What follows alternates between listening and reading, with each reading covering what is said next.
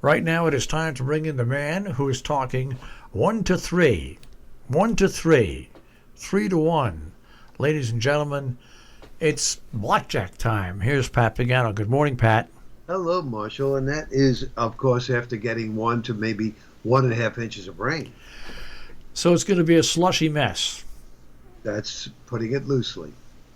Yep. So rain arrives. It gets heavier and steadier as we progress through the day today. Low 50s, so at least on the mild side. And then tonight the rain goes over to wet snow after midnight. Windy, low 30s. There could be 1 to 3 inches with 3 inches in the highest elevations before it ends early tomorrow morning. What's early? Before 9 a.m. And then it clears out and it's windy. Highs 35 to 40 for the last full day of winter. Your Saturday, sunny and breezy, around 50. Spring comes in at 5:37 p.m. Sunday, sunny, 55 to 60. And it looks like Monday and Tuesday, very close to 60 degrees with sunshine. So really nice weather from the weekend into early next week. We just have to get through today and tomorrow. Well, yeah, because tonight we can sleep it off. We don't have to worry about it. So Why is that? So what's the temperature going to be today when it's raining? Maybe the low 50s. That's not warm enough for me. Anything below 55 and rain brings upon my that weird thing. I have Raynaud's disease, so my fingers, if I'm outside, doesn't matter whether I have gloves on or socks and shoes and stuff on. Any moisture with temperature that's below 55, my feet, my toes, and my fingers all start turning white. They lose circulation. It's strange because it's like I said, it's not based on 32 degrees. It's just based on moisture and anything under 55 degrees. It's really and to warm them back up if you let them go too far is really painful. So that's why I don't like a cold rain. That's why I don't like a cold rain. Well, I think you better stay inside then. I'm going to. Yeah. I mean, that's the way to solve that problem. You don't have to tell me twice, Pat. Don't have to tell me twice. Agree. I'll be inside. I'll be binge watching something on TV.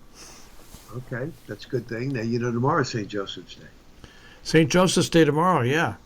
And when Mom was alive, she always expected me to go to the Italian pastry shop and get what they call St. Joseph's pastries, or you may know it as St. Joseph Zeppeli. Yeah. And they look like they're round.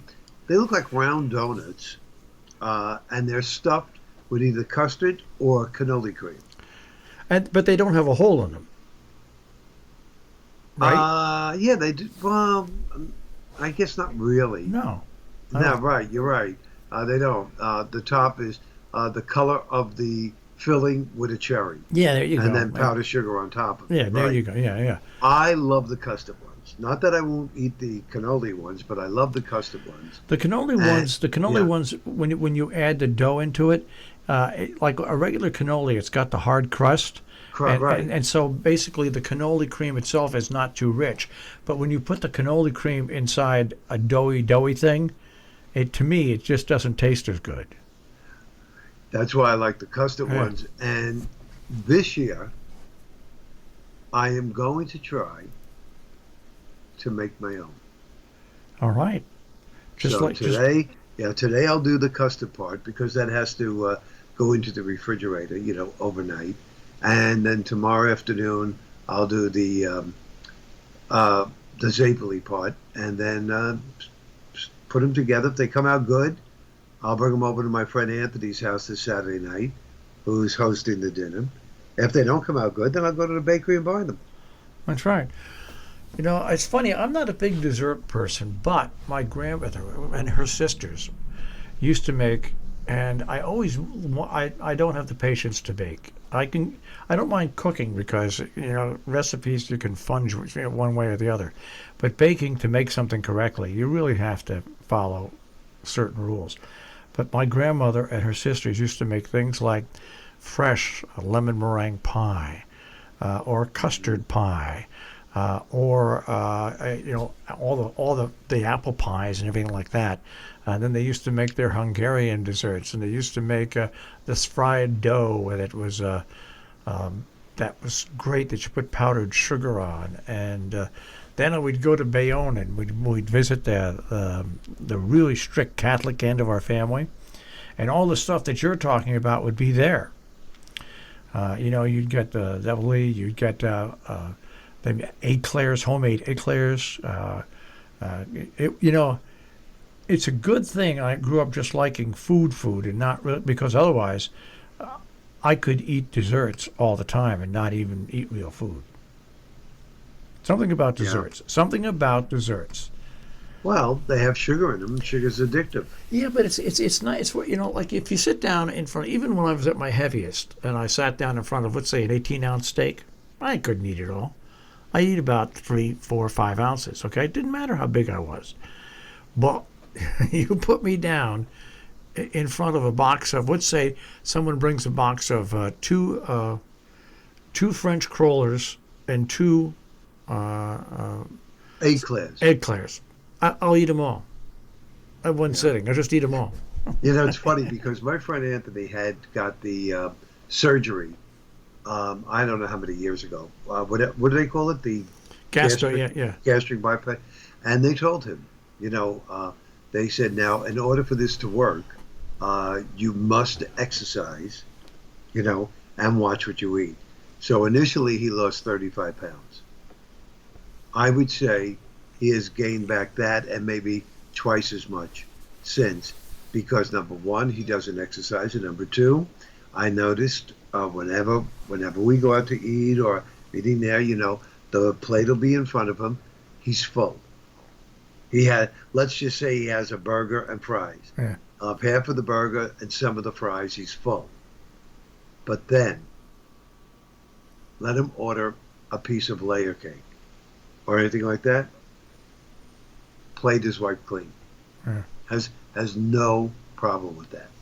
And and I've said it, a couple of times, this is not the way to go, because as you get older, the metabolism slows, and you don't want to keep gaining weight. Yeah, I know. And you can't even get him, if you say to him, come on, let's take a walk, let's go around the block, let's see the new home, blah, blah, blah, blah. No, that's okay. Yeah, when I had my gastro bypass surgery many years ago, 20 years ago, I was 474 pounds. Wow. Yeah, big. I was big. I eventually went down to 221 pounds. Wow. I went from a 66-inch waist to a 38-inch waist. Okay. Now, I have kept the majority of that weight off. I've gone up and down. I've been up as high as, like, when my good buddy LJ passed away, my dog. I went on a 3-month eating depression spree, and I got myself up to about 340 pounds. That's when I went on the pandemic diet, and I'm now down to 272, and still heading down. But even at the height of my weight gain, I kept 130 pounds less. I know, I don't know how anybody can once they have that surgery can eat enough, because you get sick if you overeat. You get sick. Mm-hmm. You physically get sick. It's there's no way around it. You get sick. Oh, yeah. So you're right. Your friend has got to be very careful there.